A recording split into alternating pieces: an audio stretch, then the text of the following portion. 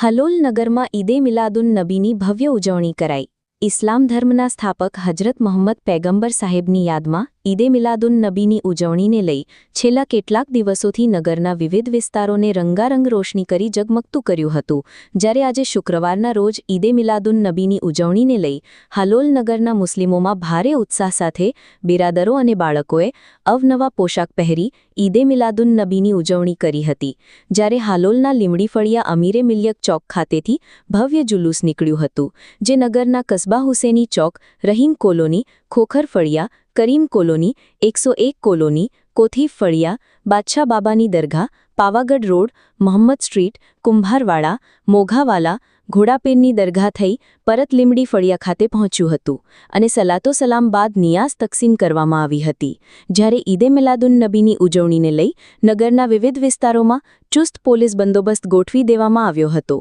અને શાંતિપૂર્વક માહોલમાં મુસ્લિમ સમાજના લોકોએ ઈદે મિલાદુન નબીની ઉજવણી કરી હતી। બ્યુરો રિપોર્ટ, જમાવટ ગુજરાત।